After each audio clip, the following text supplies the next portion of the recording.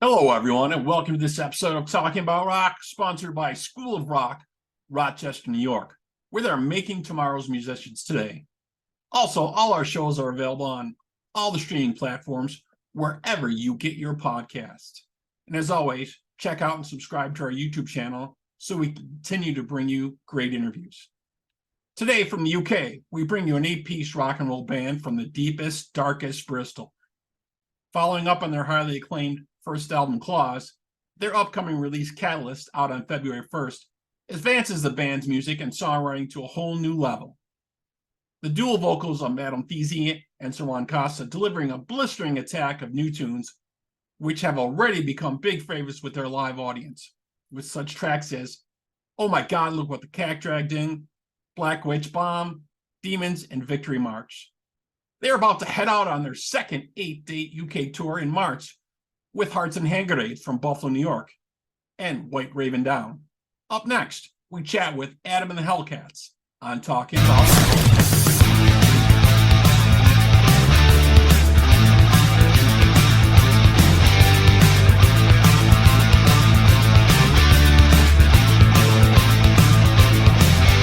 All right, let's say hello to Adam from Adam and the HELLCATS. Adam, how's it going, man? Yo, how's it going, man? Yeah, I'm good. It's a very chilly evening here in England, A but little chilly out in England today. Gotcha. yeah, So we yeah. told the folks a little bit about some of the stuff that you guys had happening, but give us a little bit quick maybe history of the band here, how this all came about for you guys. It looks like from your website you've been touring all over the place for a while. Well, yeah. I mean, long story very short. I've actually been doing this Adam and the Hellcats thing for it's got to be 12 years now, easily. Really? Started out doing it when I was in music college. Reason being, I just never quite found a band that sat with what I wanted to do. So I thought, frankly, I'll take control of the whole damn thing, and people that want to come with, come with. If they don't, they don't. That's cool. Right, Or right. you Makes know it what I easier a mean, lot of times doing that way. Yep. bro? I fully admit I'm the kind of guy that's not for everyone. On you know what I mean. But for many years we were very much what you call a local band. Just for anyone that doesn't know, we're from Bristol in the UK. Um, I don't exactly have a Bristol accent. We'll come on to that later, I'm Okay. sure. But so I started it when we were in music college. Many years of gigging just around the Bristol scene, and I loved it. Don't get me wrong, but it was mainly. Eventually, I took a couple of years off it, did some other projects, and when the last of those former projects fell apart, I started looking for new members. I didn't know what I was going to do, and it was actually my dad, Tony, who he said, "Well, you've still got all the old Hellcats branding." And at this point, we'd released a couple of little singles that were nothing to write home about, but because of logistics, we'd never ended up getting in and recording an album or anything like that. He Right. went, "Why don't you just bring it back as Adam and the Hellcats? I'll solve one problem right now. I'll drum for you." So yeah, that was the day my father joined the band. Um, Went through a few different incarnations since then, and then settled on somewhat of the lineup we have now. Mainly when Kywin Costa, now she got married a little while ago. Yes, coffee jokes, lots of coffee jokes, all the coffee jokes, all the time. Uh, I'm Trust me, Kywin, if you watch this, bring me my damn coffee. But yeah, basically, um, utter powerhouse of a singer, man. And I've always loved the whole male female duo vocal thing. It's not really a band that made me part of my taste, but Within Temptation, I absolutely loved the twin vocals they had going on, and I kind of wanted Yeah. a more rock and roll piece of that. Yeah, it Um, actually it adds such a great layer to the music to have both of those. well, Kywin's music theatre trained, you see. So when it comes to harmonies, I go, harmony, yeah, Kywin, write a harmony to that, and it's done. There's no messing around about it. It's just done. Um, but then recruited Martin Woodman, our other guitar player, Steve Long. He started out just on your regular stand-up keyboard. It was one of those. It was one of those old Yamaha keyboards you'd find at your nan's car boot sale. You know what I mean? Or I think it's a garage sale. You guys call it in the Yeah, States. that's what we call it out here. Yeah.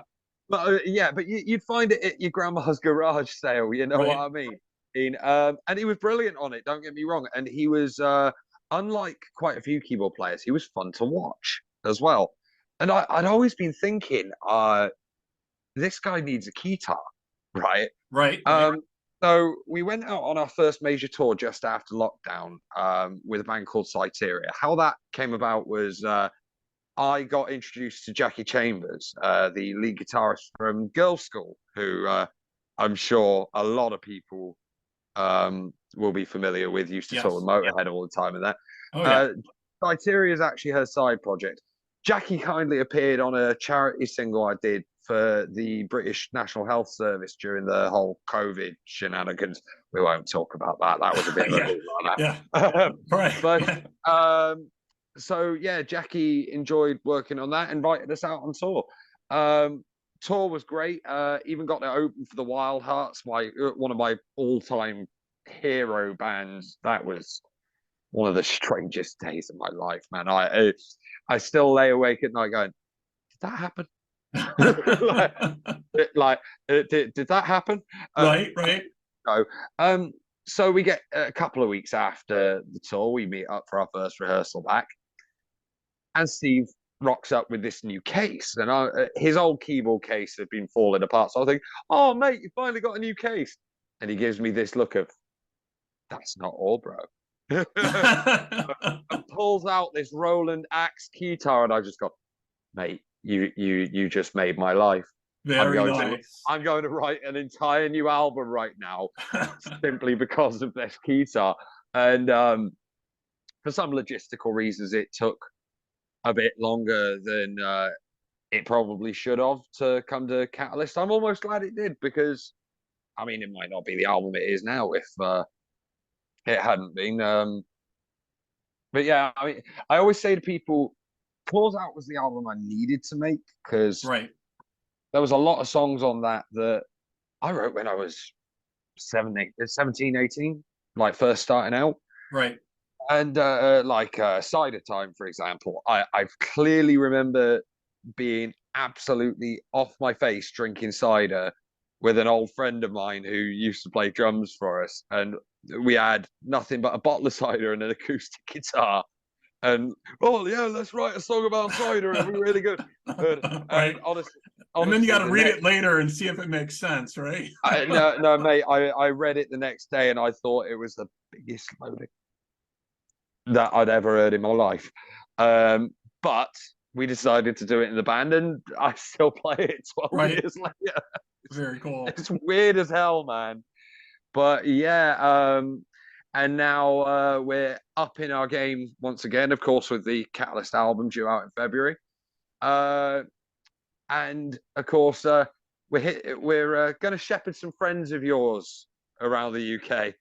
Yeah, it sounds amazing. So you guys are hooked up with one of our local bands from Buffalo, New York, Hearts and Hand Grenades. That was so cool when I heard about that happening. You know, I went out there to see them at one of the clubs, and because I'd heard about that they're getting a tour set for the UK, and I'm like, this sounds great. Dude, those guys are killing it. Honestly, like Stephanie's voice is just mad, and the fact she can do that while playing at times, well, put it this way, bass lines I couldn't play, I'll tell you that much. Yeah. They're an extraordinary band. I'm so happy for them that they're getting some breaks to do some major things like this. That's excellent. Well, I mean, the online presence they've been gaining over here in the past probably year or so. Like, I knew who they were before I found out that I actually knew the guy that was booking the tour. Oh yeah. There's still a big following there for hard rock. Well, metal, yeah. right? Well, I mean, it's very strange. People all over the world think that rock's dead. No, it just went back into the smaller clubs. The great rock music these days, yeah, of course, you've still got your big Guns N' Roses and all that kind of people touring, and that's fine. That's awesome. If people want to spend hundreds of dollars a ticket to go see that, I Right. mean, I have myself. Right. I've got no problem with it. But if you wake up on a Friday morning and think, you know what, work's going to suck today. After work, I really want to go watch a rock and roll show. Look at your local rock bar. They're going to Exactly. have something. Exactly. And it's going to we be have new bars opening here all the time, and there's lots of bands playing every weekend. There, I mean, I try to get to a lot of local shows out here, and I have a hard time because they'll be like, "Oh, I'm gonna miss this band, I have to see that band," and sometimes I can only go for like one set, right? And I go to another club to see another band. Yeah. You know, it's like a festival on one street, mate. Hey, with multiple stages.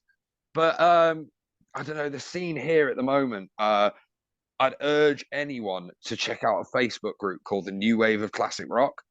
My God, the new music that you'll discover in there is just insane. Yeah, mostly British, but there's some European stuff in there. Some American stuff has started to get through. I mean, I'm a big fan of a band called the LA Maybe, who unfortunately I couldn't get to see him on their recent tour over here, but friend of mine, Slider Smith, ended up opening for them. And yeah, apparently they were fantastic. But no, this tour with Hearts and Hand Grenades is just going to be nuts, man. Like, we're playing some of the best rock clubs in the country. Some of my favorite places. There's a couple of them I'd never played before on here. I play guitar in a band called Paradise Alley as well, old sort of sleaze punk band. And we'd hit a couple of them as well that HELLCATS have never hit before when we last went on tour. So yeah, it's finally getting the reach that I've always thought this project deserved. And I will just make special mention here of the fact that, yeah, it might go under my name. I do the majority of the writing, but the other guys in the band, hey, they're the ones that make me look good. right. It's all who you surround yourself with, for sure. Right? Yeah, exactly. Like, Kywin, lyric-wise, writing has come on phenomenally. Dark Horse on this album was Eddie Mole, our most recent addition on the bass. He brought forward a song called Captain Black, which when I first heard it like his acoustic version, I was like, okay, how's this going to translate? And then he grabbed my electric guitar and just went, and this is how I want you to play. Yeah, and I was like, all right, cool, we'll do it that way.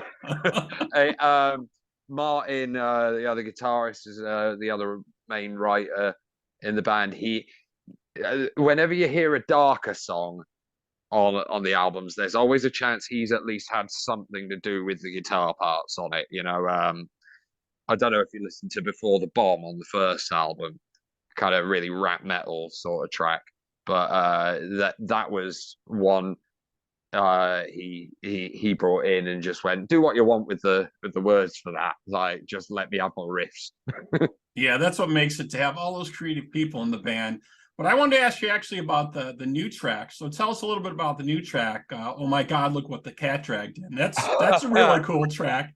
Well, like, I mean, as I said to you before the interview, I'm not going to go into too much detail on certain matters, but let's just say over the years, there have been some people that thought that, well, firstly, I was never going to get off the ground with anything, was never going to be on national tours. Then, oh, yeah, that was a fluke, as we call it. You get the naysayers that you, right, exactly. Yeah, it was a kind of, oh yeah, been away for a while. You thought, oh, I was done. Well, oh my God, look at what the cat dragged in.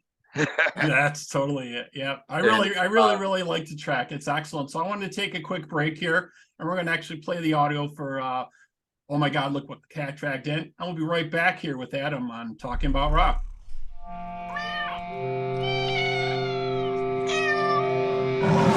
Oh my God, look at what the cat dragged in!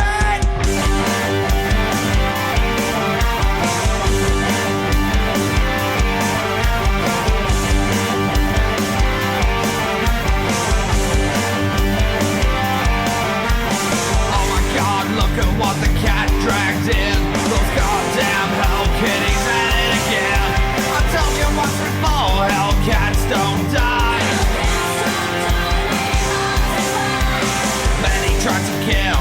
first time round. Now we're way up there and you're down in the ground. This is your last warning, we ain't gonna stop. Now get your hands up, get ready to rock. Many thought we'd pretty soon die.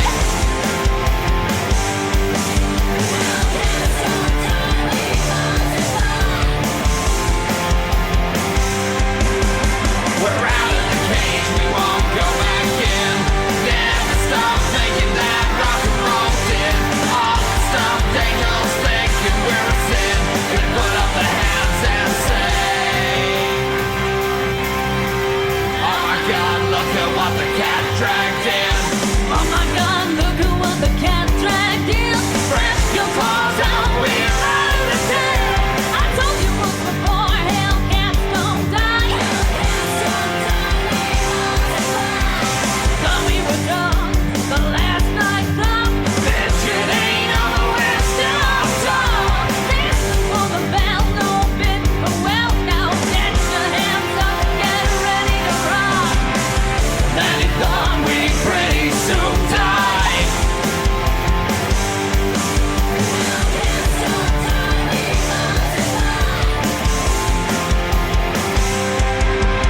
We're out of the cage, we won't go back in.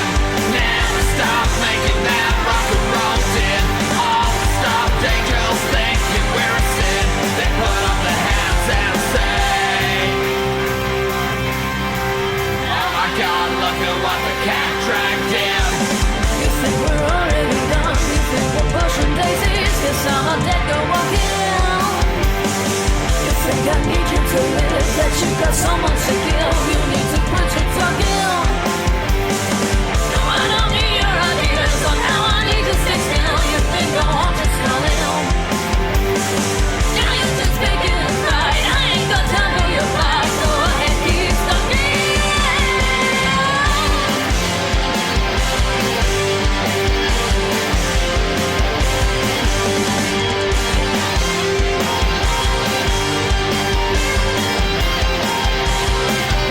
We're out of the cage, we won't go back in. Never stop making that rock and roll din. All the stuff they girls think and we're a sin. They put up their hands and say, oh my God, look at what the cat dragged in.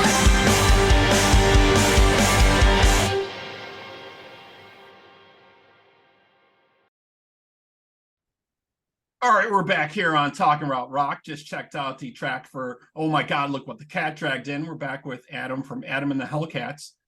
So you guys are going to be touring with Hearts and Hand Grenades from Buffalo, New York. I mean, that sounds amazing that's going on. That you connected with them, that you actually saw them on some stuff out there and realized Yeah. this is an awesome band. Well, yeah, I'd listened to him quite a lot before, and Mark Christensen from Midnight Tornado Touring, me and him had been looking to do some stuff together. He's booked us for his Station 18 festival in Swansea at Hangar 18. Lush venue, awesome place. Nice. But we was chatting on the phone one night, and he said there was, just in passing, that there was a potential opening slot on the Hearts and Hand Grenades tour, and that White Raven Down, one of my favorite UK bands, actually that was another band who featured on the Charity single as well. Their former singer Will Taylor was on there. That's how I met those guys originally. Oh, cool. But he said that White Raven Down had been added to it as well. And I literally just went, Mark, stop everything you're thinking right now. I have to be on this tour with Right. my band, you know? Right. What do we need to do to make it happen? Right.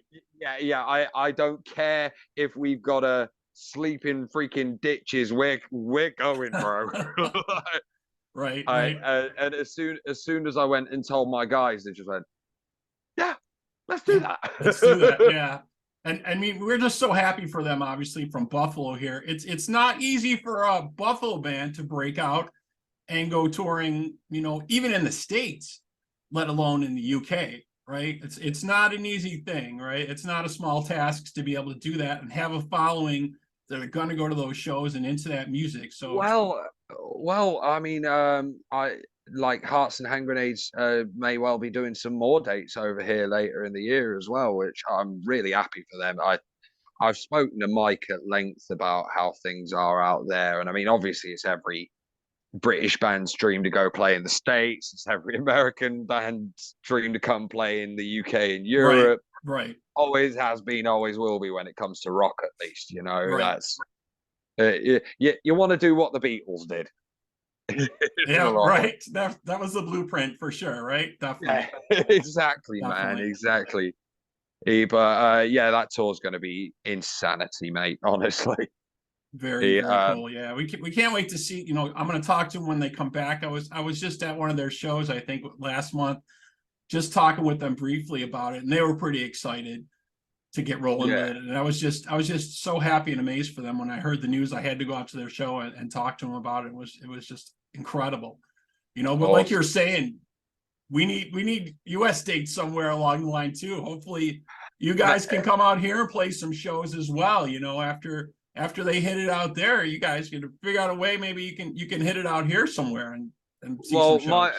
Might I speak directly to your viewers a moment? Sure, go right ahead. Talking about rock viewers. Yes, you. So if you like what you've heard, this thing doesn't work without fans shouting about us. I mean, to most venues in the USA, I mean, who the hell are Adam and the Hellcats? You're the ones I need to go and tell them who we are. Okay, if you love what you're hearing, go tell them that they need us over there. And if enough of them come back and say, yeah, we'll get on a plane. And I'll tell you now, and frankly, I ain't even going to try and outdrink you guys. Definitely. Where should they be checking out your music and different information about you online? Well, I mean, everything's on all the usual streaming sites, your iTunes, your Spotify, Apple, Google, all of that. There's stuff on YouTube as well. I would always impress upon anyone the importance of a site called Bandcamp. They've got probably the fairest splits money-wise of, well, anyone really. And once a month they actually waive their fee entirely. It's the last Friday of every month, Bandcamp Friday. Bandcamp is full of so much great new music, but it never gets heard without you. And I'm not just talking for my own band here. I'm talking for all these great new British bands. You want to be checking out Massive Wagons, Those Damn Crows, Mason Hill, Collateral. Actually, especially Collateral, very like Bon Jovi if he drank a lot more beer. And they drink. Yeah, you're absolutely right. It doesn't work without the audiences going to the live shows, you know, telling the venues this. I mean, it's been that story for a long time. I mean, what comes to mind for me is like back in the day, Twisted Sister played so many clubs all over the place. They couldn't get signed. They could not get signed for the longest time by anybody until all their fans started picketing the record labels and saying, why aren't you signing these guys?